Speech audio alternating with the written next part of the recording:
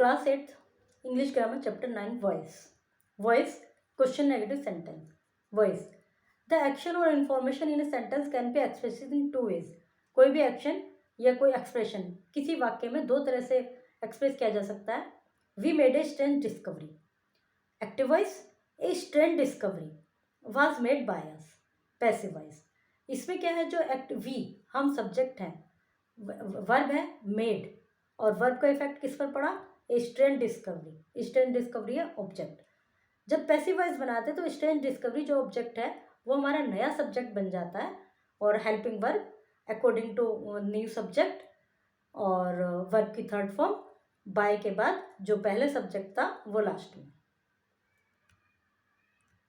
A strange discovery subject, made was made verb, a strange discovery by us ये object. तो ये हो गया example. Passive voice the subject in the active move to object position in the passive voice and is called the agent. जो subject है active voice में वो object जब पैसिव वॉइस में वो ऑब्जेक्ट की जगह पोजीशन ले लेता है और जो active verb is replaced with A passive verb. जो एक्टिव वर्ब है वो पैसिव वर्ब के द्वारा रिप्लेस हो जाती है। पैसिव वर्ब होती है वर्ब की third form. Passive can be formed most of the active verb transitive verb. Transitive verb से ही होता है, ये जो पैसिव सेंटेंस बनते हैं ट्रांजिटिव वर्ब के ही बनते हैं। ट्रांजिटिव वर्ब जिसमें कोई ऑब्जेक्ट होता है। However certain uses of the verb have and verb like be, arrived, appear, go, fall, happen and wait do not take an object. इनमें ऑब्जेक्ट नहीं होता। Passive are not possible in this के, तो इन sentence का passive voice नहीं बनता जिसमें इस तरह की वर्ब होती हैं। जैसे I am a good boy, तो इनका क्या पैसिव बनेगा, जिसमें ट्रांजिटिव वर्ब होती है, वर्ब के साथ उसका ऑब्जेक्ट भी होता है। The main verb in the sentence is the one that take the active और पैसिव। जो सेंटेंस की मेन वर्ब होती है, जैसे वाज मेड, वही एक्टिव और पैसिव में चेंज होती है। जैसे मैं इसका, चलो इसमें से ही देख लेते हैं, एग्जाम्पल दिए हुए हैं इसमें। Tense to speak, to answer. Simple present speak और पैसिव में बना इज स्पोकन। आंसर का बना इज आंसर्ड। हेल्प उसमें सिंपल प्रेजेंट में हेल्पिंग वर्ब नहीं होती, लेकिन जब उसका पैसिव बनाते हैं तो हेल्पिंग वर्ब लगती है और वो लगती है जो अपना नया सब्जेक्ट है, जो न्यू सब्जेक्ट है, जो पहले ऑब्जेक्ट था उसके अकॉर्डिंग। सिंगुलर है, प्लूरल है, इस तरह से। पास्ट में, सिंपल पास्ट में हेल्पिंग वर्ब नहीं होती, स्पोक, इसका हमने बनाया was spoken. Answered, was answered. तो जो ये है इज, प्रेजेंट में इज, आर, एम में से एक, पास्ट में वाज या वर में से।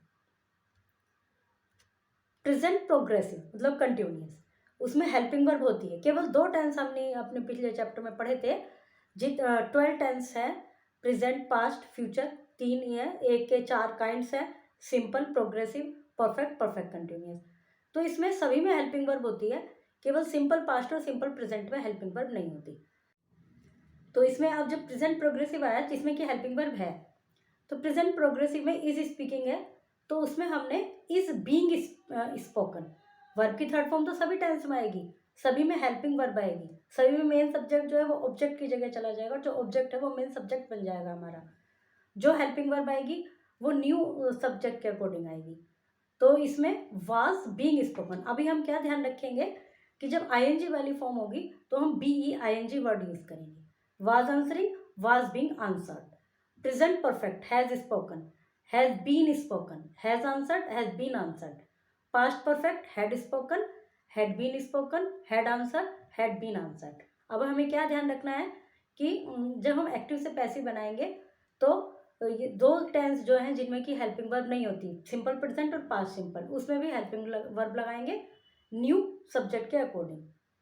सिंगुलर है, प्लूरल है, और यदि पास्ट में है तो पास्ट वाली वाज या वर्ब में से, और प्रेजेंट में है तो इज, आर, एम में से एक हेल्पिंग वर्ब लगेगी, और वर्ब की थर्ड फॉर्म सभी टेंस में आएगी। यदि आईएनजी वाली फॉर्म है तो BEING आएगा। यदि है, हैज, हैव, हैड है तो BEEN यूज करेंगे जब हम पैसिव वॉइस बनाएंगे। Sometime the agent, the person who does the action, is left because it would be stating the obvious or the information is not needed. कभी कभी जो subject होता है वो नहीं लिखा होता क्योंकि उसके इंफॉर्मेशन इतनी जरूरी नहीं होती। Sometime the speaker or writer does not want to focus on the agent or the agent is not known. कभी कभी जो सेंटेंस है, जो उसका सेंटेंस का राइटर है, वो एजेंट पर फोकस नहीं करते, मतलब जो सेंटेंस में सब्जेक्ट जो हम ना शुरू में जिसको हम ऑब्जेक्ट बना रहे हैं वो नहीं होता। तो those student must have been sculpted many years ago by humans, जो इसमें सब्जेक्ट है वो हिडन है। The island was uninhabited by humans, the window pane is broken by someone. अब ये थी सेंटेंस है, someone broke my window pane, तो हमें दिख रहा है समवन। अब यदि इसका हम पैसिव वॉइस बनाएंगे तो जरूरी नहीं कि हम बाय समवन लिख के, हम ये भी लिख सकते हैं माई विंडो पेन वॉज ब्रोकन। तो इसमें जो सब्जेक्ट है जिसको हमने ऑब्जेक्ट की जगह लिखा है वो नेसेसरी नहीं होता ऐसे सेंटेंस में। By is use to introduce the agent in the most passive sentence. By ज़्यादातर यूज किया जाता है। A stand discovery was made by us. With is use with the subject is an instrument, the action take place through it. With वहाँ use किया जाता है कि कोई इंस्ट्रूमेंट है, जैसे the tree was cut down with an axe, with an axe, इसमें by नहीं लगाया। सम sentence in the active voice has two object, किसी किसी सेंटेंस में एक्टिव वॉइस में दो ऑब्जेक्ट होते हैं। The direct object answer the question whom और what, and the indirect object answer the question of whom, to whom or for whom. Direct object whom और what का आंसर देता है और इनडायरेक्ट ऑब्जेक्ट ऑफ हूम किसका, किसके लिए, इस तरह का आंसर देते हैं। और एक इसमें यह भी होता है जब डायरेक्ट और इनडायरेक्ट दो ऑब्जेक्ट होते हैं तो उसमें जो डायरेक्ट ऑब्जेक्ट होता है वो living things, non living things होते हैं, इनडायरेक्ट ऑब्जेक्ट लिविंग थिंग्स होते हैं। तो ऐसा भी हो जाता है, जैसे Leander Drew A map for Mukesh. अब जो मैप है वो नॉन लिविंग है, वो डायरेक्ट ऑब्जेक्ट है। मुकेश लिविंग है, वो इनडायरेक्ट ऑब्जेक्ट है। I owe the bank some money, bank ये भी नॉन लिविंग है। सम द बैंक ही इसमें मेन ऑब्जेक्ट है, सम मनी दूसरा ऑब्जेक्ट है। दोनों ही इसमें नॉन लिविंग है, दोनों ही डायरेक्ट ऑब्जेक्ट है। Here a map and the some money answer the question what are the direct object. Mahesh and the bank answer the question for whom and what are the indirect object. A sentence can be rewritten in passive voice. A sentence को passive voice में rewritten किया जा सकता है। A map was drawn for Mukesh by Leando, some money is odd to the bank by me. Exercises हैं ये। Elevate yourself, complete the conversation, use the correct form of verb in the bracket. Bracket में जो verb है उसकी correct form हमें यहाँ पर fill करनी है। और करेक्ट फॉर्म क्या है कि पैसिव वॉइस के अकॉर्डिंग करेक्ट फॉर्म फिल करनी है। पैसिव वॉइस में जैसे कि हमने अभी ऊपर रूल्स पढ़े हैं कि वर्ब की थर्ड फॉर्म आती है। प्रेजेंट में इज, एम, आर, इज या एम या आर के साथ। पास्ट में वाज या वर के साथ। फ्यूचर में बाकी सभी टेंस में जो भी हेल्पिंग वर्ब है उसके साथ वर्ब की थर्ड फॉर्म आएगी। और जो हेल्पिंग वर्ब है वो चेंज होगी अकॉर्डिंग टू न्यू सब्जेक्ट। जो हमारा ऑब्जेक्ट था उसको अब हमने सब्जेक्ट बना लिया है, उसके अकॉर्डिंग चेंज होगी। Has the ship been loaded? No, the last container is carried. The crew has been asked. They will be given. Will है तो उसके साथ बी, इस तरह से इनकी फॉर्म फिल करनी है। Change the voice of these statement and rewrite them. यदि एक्टिव में है तो उसको पैसिव में बनाना है, पैसिव में तो एक्टिव में बनाना है। We keep all the register in this locker. We subject है, कीप वर्ब है और ऑब्जेक्ट क्या हुआ, ऑल द रजिस्टर। ठीक है, तो ऑल द रजिस्टर सबसे पहले लिखेंगे। All the register is kept in this locker by us. That big office is used by the vice principal. अब इसमें जो ऑब्जेक्ट है इसमें बाय के बाद जो है उसको सबसे शुरू में लिखेंगे। द वाइस प्रिंसिपल यूजेस, क्योंकि इज है इसका मतलब प्रेजेंट टेंस है। प्रेजेंट टेंस में वर्ब की फर्स्ट फॉर्म प्रेजेंट सिंपल में वर्ब की फर्स्ट फॉर्म SEIS यूज़ करते हैं सिंगुलर में, और प्लूरल में नहीं यूज़ करते। तो the vice principal uses this that big office. इस तरह से इनको करना है। Hieroglyphics, rack your brain. Hieroglyphic could be written from top to down, left to right, or right to left.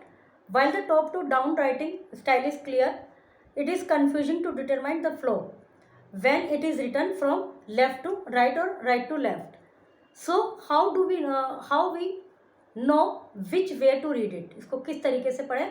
The trick is to look at the birds, animals and human symbol. जो इसमें birds, animal, human symbols बने हुए हैं उनको देखकर हम इसका अनुमान लगा सकते हैं कि किस तरह से पढ़ना है इसको. If they are facing left, you should read from left to right, and if they are facing right, it should be read from right to left. The passive voice is usually used to write headlines as it bring the subject in focus. Passive voice जो है वो headlines subject को focus लाने के लिए लिखे जाते हैं, और जो agent है, जो उनका object है, either unimportant or obvious, उनका जो एजेंट है वो या तो अनइम्पोर्टेंट है या ऑब्वियस है कि अपने आप ही समझ जाएंगे. जैसे gang of thieves caught last night, gang of thieves last night पकड़ा गया. Bring the most important piece of information in focus, इससे ये क्लियर होता है. अरेस्टमेंट, इसमें nothing is clear. Police caught gang of thieves last night, जो ऊपर line लिखी है gang of thieves caught last night, उसी का ही मतलब एक्टिव वॉइस लिखा हुआ है ये, police caught gang of thieves last night. Question है नेगेटिव सेंटेंस. जो अभी हमने जो रीड किया है वो सिंपल सेंटेंस को रीड किया है कि उनको पैसिव में किस तरह से बनाते हैं. क्वेश्चन और नेगेटिव सेंटेंस को किस तरह से यूज करते हैं. Note the change in verb, verb में क्या चेंज होता है, and word order, word order क्या होता है when we change the active voice into passive voice. तो has someone taken this seat, has interrogative sentence है ये, क्योंकि हेल्पिंग वर्ब शुरू में लगी हुई है, तो जब इसका पैसिव वॉइस बनाएंगे तो हैज अपनी जगह पर ही रहेगा. दिस सीट बीन टेकन और question mark. Has Amin sold his car, तो यहाँ भी हैज़ क्योंकि सिंगुलर ही है और अमीन भी सिंगुलर है, और जब कार को हम अब हमारा जो मेन ऑब्जेक्ट है वही सब्जेक्ट बन जाएगा, वो भी सिंगुलर है तो हैज़ वहीं रहेगा. Amin's car been sold by him. Does the firm sell cleaning equipment, तो इसमें does the firm simple present tense है ये, तो is cleaning equipment sold by the firm.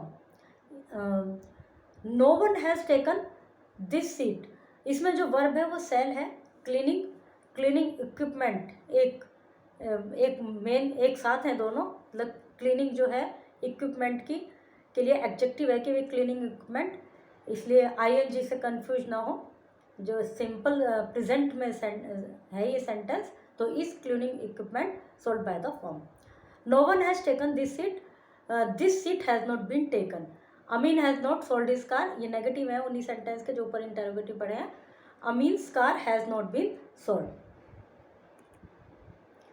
Right this question in passive voice. Has your institute given an advertisement for the exhibition, interrogative में है और has interrogative word है. Your institute singular, ये भी singular है, और एडवर्टाइजमेंट की बात कर रहे हैं जो कि इस समय हमारा ऑब्जेक्ट है, उसको हम सब्जेक्ट बनाएंगे. Has an advertisement been given, has an advertisement been given for the exhibition by your institute. Have you send personal invitation, तो have personal invitations been sent by you, इस तरह से इनको करेंगे. Write this question in active voice, इनको active voice में लिखना है. Was your work upload by the visitor, was है इसका मतलब पास्ट टेंस है. Did visitor upload your work, बाकी आगे भी करेंगे. Tick the most suitable heading for each of these new items. Captain Bipin Bishnoi received an award for bravery. He battled against A fire that engulfed the camp and even managed to rescue one of his colleagues. Award received by Captain Bishnoi. Captain Bishnoi battled fire. Captain Bishnoi awarded for bravery. इसमें जो correct option है वो choose करना है.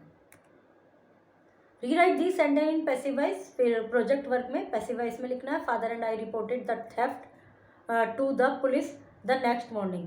Father and I दो subject हैं, reported verb है, और द थेफ्ट